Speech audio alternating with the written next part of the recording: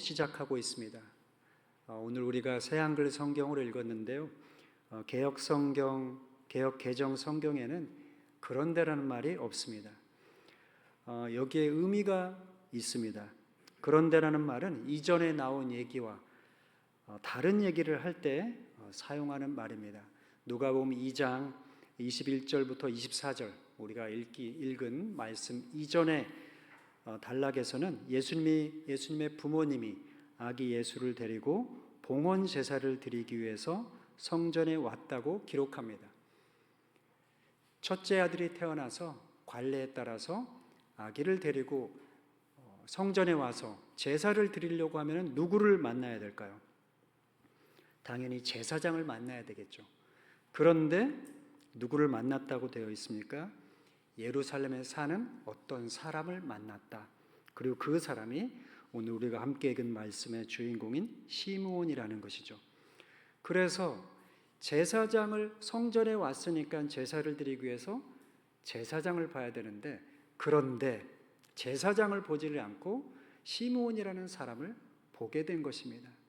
만일 제사장을 봤다면은 그 제사장은 아마도 이 아기 예수를 보고 그냥 당시에 태어난 여러 맏아들 중에 한 아이로서 봉헌제를 드리는 봉헌의 대상으로 생각했을 텐데요. 시므온은 이 아기 예수를 보고서 봉헌의 대상으로 또 여러 아이들 중에서 한 아이로 생각한 것이 아니고 그 아기 예수를 메시아로 알아본 것입니다.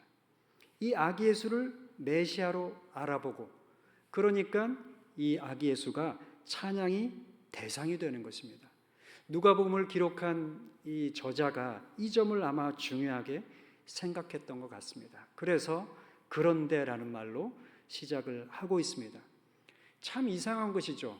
누가복음 같은 경우는 들에서 양을 치던 목자들이 천사에 의해서 예수님의 탄생 소식을 듣지 않습니까? 그것과 상당히 유사하게 제사장같이 어떤 사회적 위치가 있고 또 권위를 가진 사람이 아기 예수를 그리스도로 알아보는 것이 아니라 그냥 예루살렘에 사는 평범하지만 독실하고 의로운 시므온이라는 사람이 예수님을 알아본 것입니다. 요한복음 1장에 보면 예수님을 참 빛이라고 말합니다.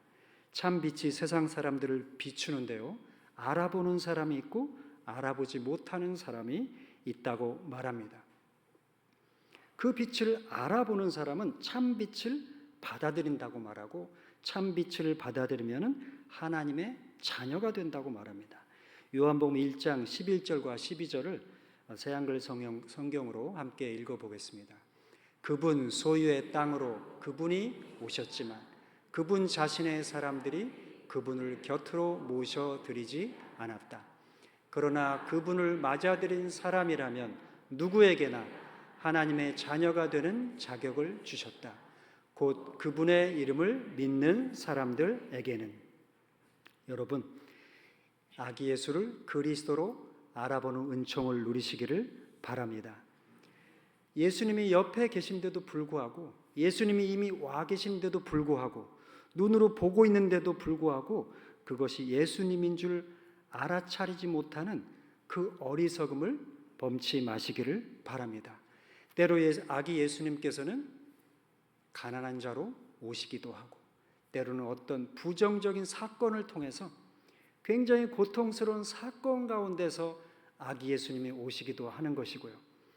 때로는 나의 친구를 통해서도, 친구의 말을 통해서도 아기 예수님이 오시겠지만, 때로는 나와 원수된 사람, 나를 해하려고 하는 사람들, 그런 사람들의 행태 가운데서도 아기 예수님을 발견할 수가 있는 것입니다. 눈이 열리고 마음이 열려서 여기 나오는 시므온처럼 뭔가 자기 자신이 좀 낮춰지고 어떤 당시의 사회적 위치가 좀 낮아서 뭔가 없는 사람이고 뭔가 고난을 겪기에 합당한 그런 사람들이 오히려 아기 예수님을 알아볼 확률이 더 높은 것인데요. 우리 자신이 낮아지는 가운데 그리스도를 알아보는 은총을 얻으시기를 간절히 바랍니다. 이 시므온이라는 사람에 관해서 25절에 이렇게 말하고 있습니다. 시므온은 의롭고 독실하고 이스라엘의 위로를 바라면서 기다린다. 의롭고 독실하다는 것은 우리가 쉽게 이해가 되는데 이스라엘의 위로를 기다린다는 것은 조금 배경 지식이 필요합니다. 이스라엘의 위로를 기다린다는 것은 특별한 표현입니다. 이사야 40장에 보면 이런 말씀이 있습니다. 너희의 하나님이 이르시되 너희는 위로하라. 내 백성을 위로하라. 위로하라고 하는 것은 위로받아야 하는 상황을 전제합니다. 이사야 40장에서 전제된 상황은 주전 587년에 유대인들이 바벨론으로 포로로 잡혀간 것입니다. 포로로 잡혀간 상황에 있는 사람들에게 당연히 위로가 필요할 것입니다. 포로로 잡혀가서 자신들의 터전을 잃어버렸고요. 또 권리도 부분적으로는 적어도 상실했을 것이고 거기서 아마 많은 눈물을 흘렸을 텐데 그 사람들에게 포로로 잡혀간 사람들에게 위로가 필요합니다. 그런데 여러분, 포로의 특징이 무엇일까요? 포로는 단순히 인간으로서의 권리를 잃어버린 사람이 아니라 인간으로서의 본연의 자유를 잃어버린 사람입니다. 그렇다면 자유를 잃어버린 포로에게 위로란 무엇일까요? 그 고난의 상태에서 그 처지에 공감해주는 목소리도 위로하는 것이지만 포로 가운데서 자유하게 되는 일이 또한 가장 큰 위로일 것입니다. 포로된 상태에서 노연함으로 인해서 자유롭게 되는 것도 큰 은총이 되지만 포로돼서 아직 노연함을 받지는 않았지만 포로된 상태에서 자유를 누릴 수도 있는 것이죠. 자신들이 처한 상황 자체가 바뀌지는 않지만 그들의 변하지 않는 현실 속에서도 포로된 자로서도 자유를 회복해서 살아갈 수가 있는 것이니까요. 자, 그렇게 본다면 여기서 이스라엘을 위로한다. 이스라엘의 위로를 기다린다는 것은 아마도 이 시므온이라는 사람이 당시에도 시므온이 살던 당시에 예수님이 태어나던 그때 이스라엘이 로마의 식민지 지배 아래 있지 않았습니까? 이 사람들도 여전히 바벨론 포로와 상응하게 자유를 잃어버린 사람들이었거든요. 시므온도 아마 개인적으로도 그러한 모종의 자유가 제한되었을 것이고요. 자기 자신이 뭔가 원했지만 하지 못했던 일도 있을 것이고 또 진심으로 자기 존재의 깊숙한 곳에서부터 우러나오는 어떤 목소리를 애써서 외면해야 되는 상황도 아마 있었을 것입니다. 동시에 시므온이 자기 자신의 그러한 부자유스러움에 대한 인식뿐만 아니라 자기와 같은 처지에 있는 많은 고통당하는 사람들의 그런 자유에 대한 열망도 있었기 때문에 오늘 성경에서 말하는 이스라엘의 위로를 바라면서 기다린다는 것은 개인적 차원에서도 기다리지만 공동체의 차원에서도 다른 사람들을 위해서도 그렇게 자유를 기다렸다고 볼 수가 있습니다. 시므온은 자유의 회복을 바라고 기다리면서 살던 의롭고 독실한 신앙인이었다. 그것이 25절이 말해주고 있는 것입니다. 여러분, 자유란 무엇일까요?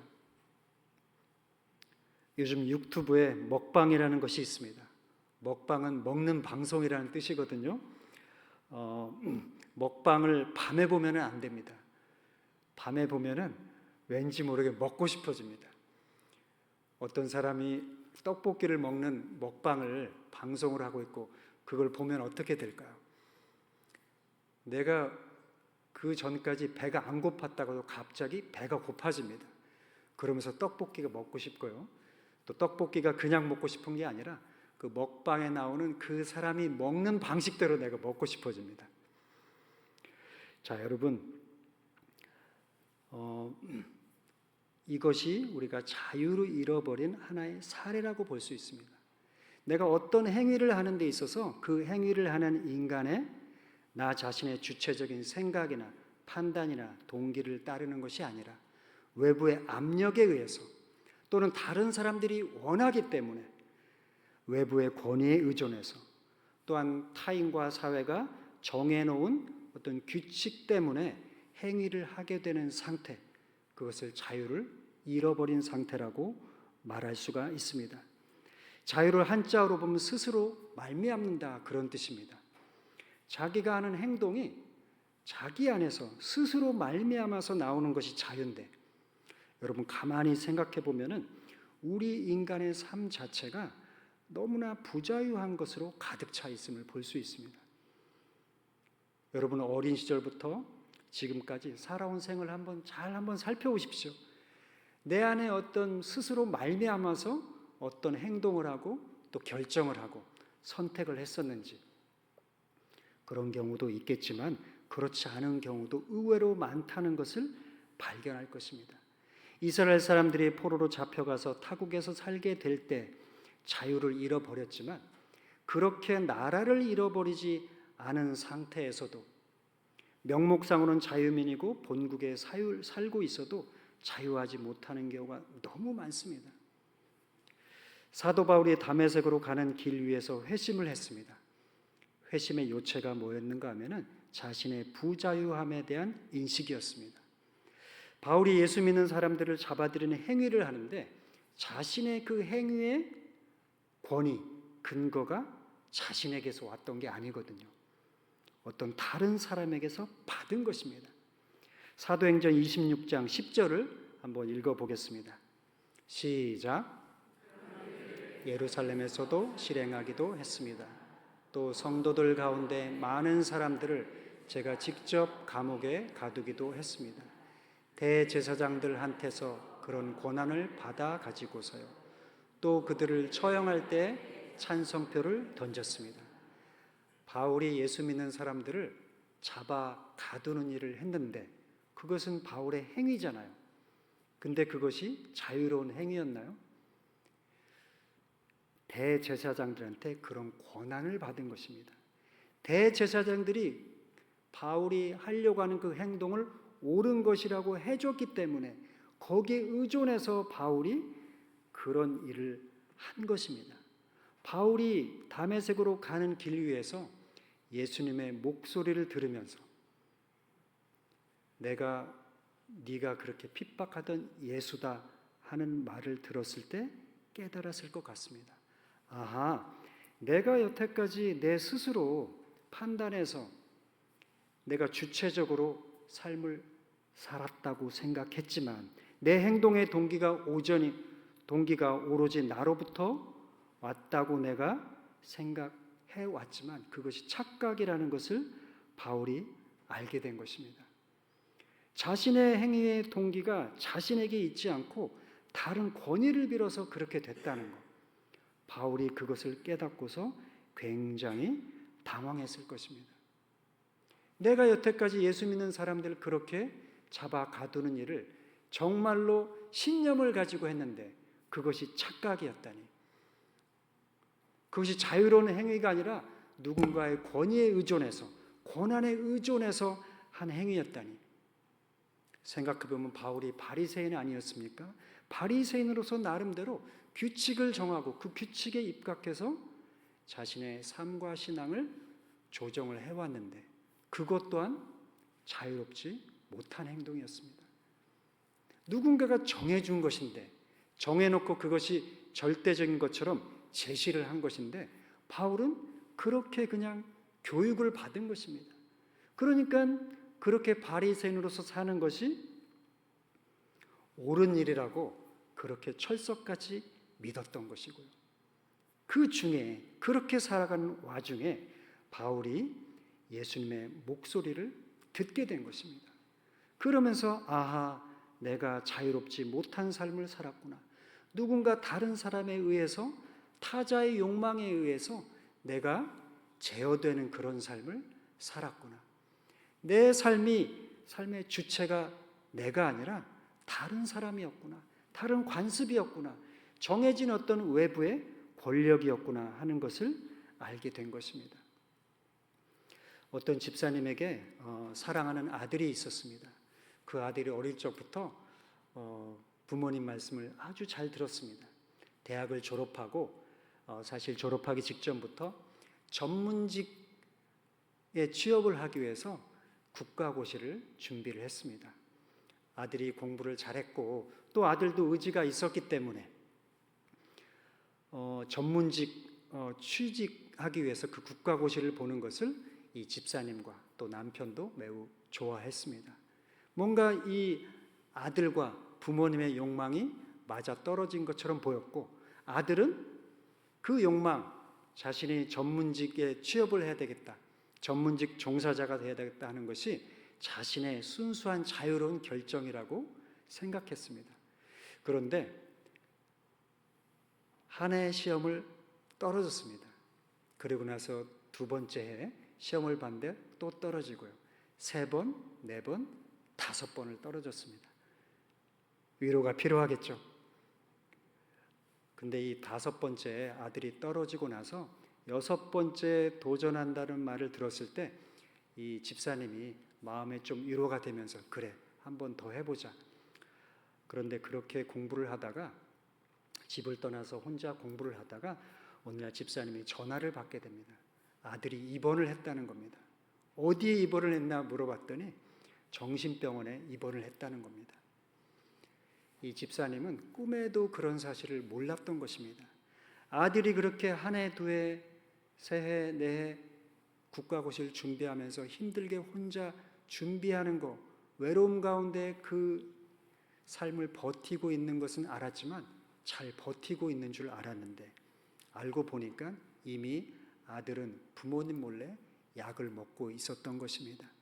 정신과 의사에게 처방을 받은 약을 먹고 있었는데 그간의 이 고통이, 고난이 축적이 되고 그러면서 자존감이 떨어지고요. 뭔가 사람들의 눈길을 피하게 되고 이런 것이 쌓이다 보니까 결국에는 병원에 입원을 하게 된 것입니다. 이 집사님이 전화를 받고 너무 놀래가지고 당장에 달려가서 결국에는 위로하면서 시간을 보내고 한 6개월쯤 지나니까 이 아들이 회복이 돼서 그 아들이 또 얘기를 하는 겁니다. 엄마, 내가 다시 한번 도전해 보겠습니다. 그랬을 때 이 집사님 뭐라고 했을까요? 이제 그만해라. 그만해라. 이 집사님이 이렇게 얘기를 할 수 있었던 것이 아들이 그렇게 병원에 입원했다는 소식을 듣고 이 집사님이 단번에 깨달았던 것입니다. 아, 아들도 나도 이렇게 결정하고 선택하고 지금 이렇게 올인하면서 인생을 투자한 이것이 자유로운 결정이 아니었구나. 나 자신도 아들이 그러한 욕망을 가졌을 때 그것이, 그렇게 아들이 그 직업을 갖게 되면 나도 마음에 충족이 되고 아들을 통해서 내가 이루지 못한 꿈도 이룰 수 있게 되고 남들 앞에서 떳떳하게 얘기도 할 수 있으니까 아들의 그 욕망을 지지한 것이고요. 아들은 또 부모님이 자신의 욕망을 지지해 주니까 이것이 정말로 자기에게 맞고 도움이 되고 자신의 삶을 행복하게 살아갈 수 있는 그 첩경이 되는 것처럼 또 생각을 했던 겁니다. 이 집사님이 그것을 깨닫고 나서 하나님 앞에 엎드려서 자복하면서 주님, 하나님 죄송합니다. 그리고 또 말합니다. 주님, 이제 이 아이와 행복하게 사는 길을 찾아보겠습니다. 그래서 아들은 6번째 시험을 준비하려고 하는데 엄마가 말리는 것입니다. 주체적인 삶, 자유로운 삶을 살지 못하는 가운데서 아들이 이런 지경에 이르렀다면 지금 당장 중요한 것은 생명이 중요한 거겠죠. 아들이 어떤 직업을 갖느냐가 중요한 것이 아니라 정말로 훌륭하고 좋은 직업을 가져서 남들 보기에 괜찮은 삶을 살아가는 것이 중요한 것이 아니고 자신의 마음으로부터 우러나오는 자신 스스로부터 말미암는 어떤 삶을 살아가는 것이 더 중요한 거였겠죠. 그래서 이분이 아들한테 그렇게 얘기를 해주니까 아들도 엄마가 그렇게 괜찮으니까 네가 하고 싶은 걸 하면서 살으라고 하니까 아들도 거기서 마음의 평강이 찾아옵니다. 마음이 놓여지게 되면서, 그래서 결국 이 아들이 선택한 것은 그런 전문직하고는 정말 동떨어진 연봉으로 따지면은 그것에 정말 비할 바 없는 요리 학원에 등록을 해서 결국에는 요리사가 됐습니다. 그 요리사로서 살아가는 그 삶에 대해서 이 집사님이 자랑스럽게 얘기를 하는 것을 들었습니다. 여러분, 인간의 삶이라고 하는 것이 그렇게 부자유스러운 것을 마치 자유로운 것처럼 생각하고 자기가 거기에 뭔가에 얽매여 있으면서도 자신을 강박적으로 묶어두는 그 사고에 지배되고 있으면서도 사도 바울이 그랬던 것처럼 또 이 집사님이 그랬던 것을 그런 것을 깨닫지 못하고 그냥 살아가기 십상입니다. 시몬이라는 사람이 그러했듯이 모든 인간에게는 사실은 자유를 향한 갈망이 있습니다. 동시에 자유를 향한 갈망이 있으면서도 자유를 선택하지 못합니다. 왜 그럴까요? 이미 자유하지 못한 상태이기 때문입니다. 우리의 정신세계가 우리도 잘 모르는 생각에 의해서 지배를 받고 또 우리도 잘 모르는 생각의 흐름에 우리를 그냥 맡기는 것입니다. 우리 안에서 일어나는 생각이 우리를 부자유함에 자꾸 묶어놓습니다. 생각에 매이지 말고 눈을 들어서 사물을, 세계를, 우리 자신이 처한 이 현실을 그대로 봐야 하는데요. 그것을 보지를 못합니다. 아기 예수님이 놓여 있을 때 그 아기 예수님을 봐야 되는데 보지 못하고 생각 속에 빠져 있는 것입니다. 생각의 굴레에서 벗어나서 진실을 봐야 하는데요. 용기를 내서 생각을 내려놓아야 하는데 믿음을 가지고 강박적인 생각을 턱 내려놓고 우리 자신을, 우리의 삶을 하나님께 전적으로 맡겨야 하는데요. 여러분, 어떻게 하면 그렇게 자유롭게 살 수가 있을까요? 고린도후서 3장 17절을 함께 읽어보겠습니다. 주님은 영이십니다. 주님의 영이 계신 곳에는 자유가 있습니다. 주님의 영, 성령이 계신 곳에는 자유가 있습니다. 자유하다는 것은 주님의 영, 하나님의 영, 성령의 자신을 맡기는 것입니다. 자유라는 것은 단순히 내 소망대로, 내 의지대로, 내 생각대로 마음껏 하는 것이 아니고요. 내 안에 계신, 나보다 나를 더 잘 아는 내 안에 참 빛, 나를 생명으로 인도하는 그 힘에 나를 맡기는 것입니다. 사도 바울이 자신의 부자유함을 깨닫고 착각을 깨닫고 자신이 생각에 사로잡혀 살아가고 있었다는 것을 깨닫고 난 이후에는 자신을 온전히 던져버렸습니다. 조금 전에 말씀드린 이 집사님의 경우에 또 마찬가지로 그 이후에는 자신의 삶을 그냥 성령 하나님께 맡긴 것입니다. 이 아이의 삶을 하나님께 드린 것입니다. 아기 예수님의 어머니 아버지가 성전에 와서 봉헌한 것이 바로 그런 의미입니다. 이 아이를, 이 생명을, 이 소유를 하나님께 맡깁니다. 하나님께 맡기오니 온전히 하나님의 뜻대로 인도하옵소서. 그런 것처럼 그런 봉헌으로 예수님의 어머니 아버지가 왔는데 그렇게 봉헌된 아기 예수를 보고 시므온 자신도 자유하게 되는 은총을 얻은 것입니다. 시므온 역시 뭔가 마음에 약간 미진한 것이 있었습니다. 뭔가 모르게 부자유한 것이 아마 있었을 것 같습니다. 뭔지 모르게 자신이 매여 있는 삶을 살고 있다고, 마치 앙상한 나무 가지에 대롱대롱 매달려 있는 그런 것처럼 이 세상에서의 삶에서 온전히 물러나지를 못하고 뭔가 계속해서 잡고 있으면서 성령 하나님께 온전히 맡기지 못하는 그런 뭔가가 있었을 것 같은데요. 아기 예수님을 보면서 시몬이 바로 그 은총을 얻었습니다. 비로소 아기 예수님을 보고 아기 예수님을 받아들이면서 아기 예수를 자기의 품에 안으면서 자기 자신도 하나님께, 성령께 온전히 내어 맡길 수가 있게 된 것입니다.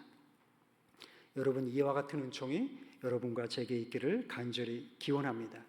그래서 25절, 26절, 27절에 보면은 시므온이 성령에 이끌렸다 이렇게 되어 있습니다. 성령님이 시므온의 위에 계셨다. 또 성령님이 그에게 미리 일러주신 적이 있었다. 성령님에 이끌려서 성전에 들어갔다 이렇게 되어 있습니다. 성령에 이끌려서 또 아기 예수를 보고 메시아라고, 주님이라고 고백을 하고 이스라엘의 위로를 가져다 줄 뿐이라고 그렇게 알아보았다고 볼 수가 있습니다. 시므온은 성령에 자신을 맡기는 사람이었습니다. 그렇기 때문에 마침내 자유를 얻을 수 있었습니다. 성전에 들어간 시므온이 아기 예수를 받아 안습니다. 아기 예수를 받아들임과 동시에 시므온의 마음에는 평강이 찾아옵니다. 이 평강은 일시적인 평강이 아니고요, 또한 단순히 감정적인 느낌이 아니라 자신의 존재 자체가 탁 내려놓아지는 경험이고 또 온전한 구원입니다.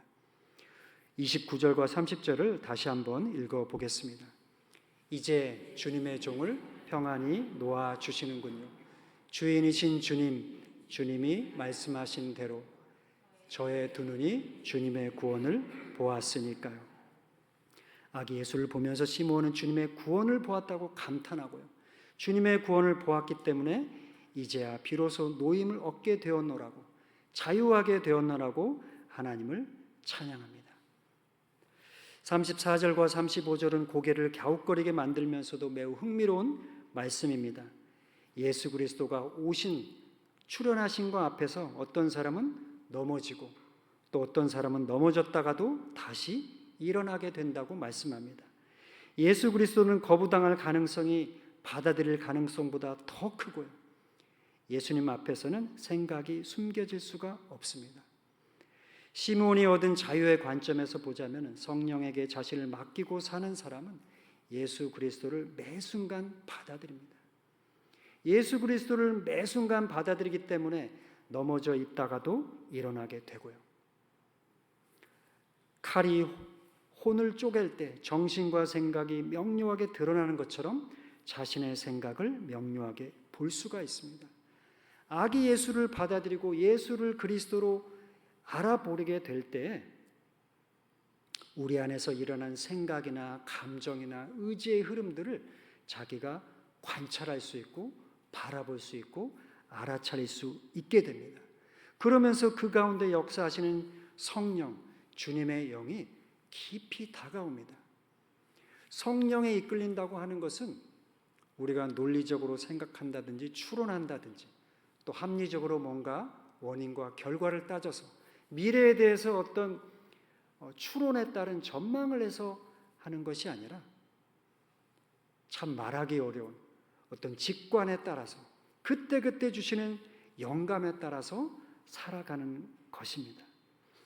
그렇게 우리가 예수님을 알아보고 예수님을 선택하면은 넘어질 수가 없고요, 넘어졌다가도 다시 일어나게 되는 것이고 또 실패한 듯 보이지만 사실은 성공한 것이고 궁핍한 것 같지만 풍요롭게 되는 것입니다.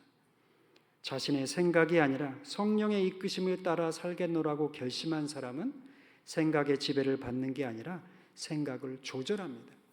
생각을 조절한다는 것은 자신 안에서 일어난 생각들에 휘둘려서 이런저런 감정의 롤러코스터를 타지 않는다는 것입니다.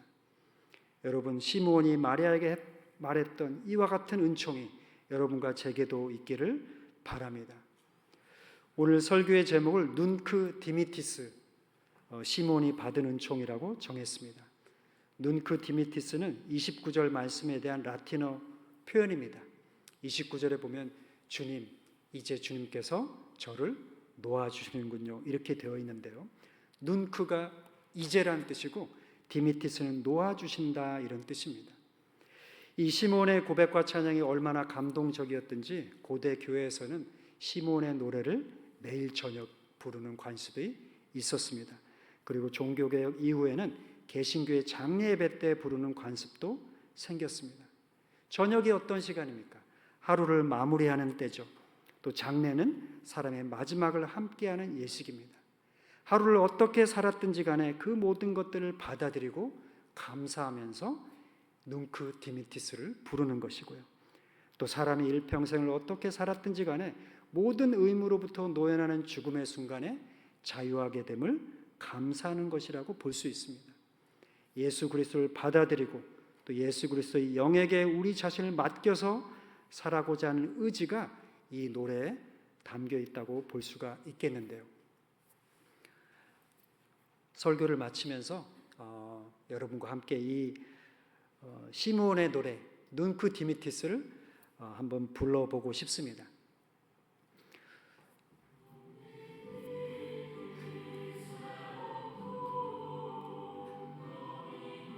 잠깐만요. 중지해 주시고 눈크 디미티스 세르붐툼.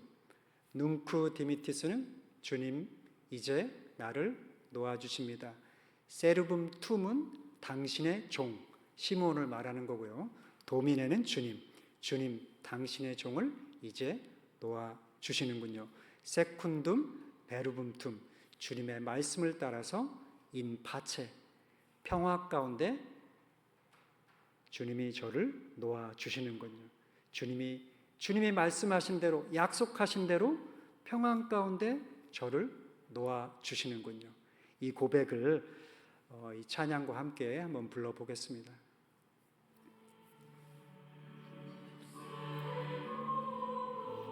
베룸툼 인파세 눈쿠 디미티스 세룸툼 도미네 세쿤둠 베르붐툼 인파세 눈크미티스 베르붐툼 도미네 세쿤둠 베르붐 세쿤둠 베르붐툼 인파세 눈크미티스 세르붐툼 도미네 세쿤둠 베르붐툼 인파세 눈디미티 세르붐툼 도미네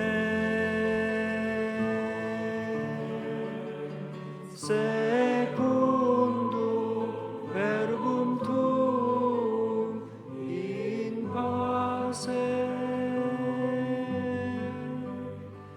눈디미티 세르붐툼 도미네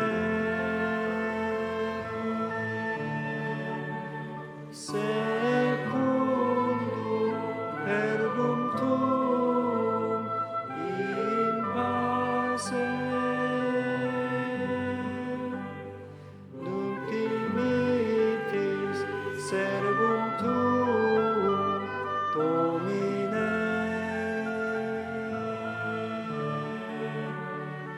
세쿤둠 베르붐툼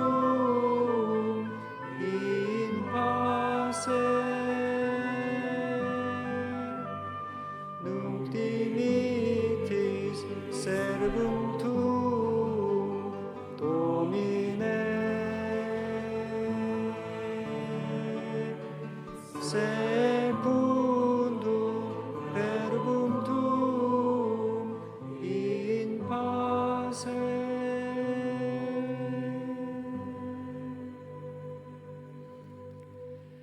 함께 기도하겠습니다.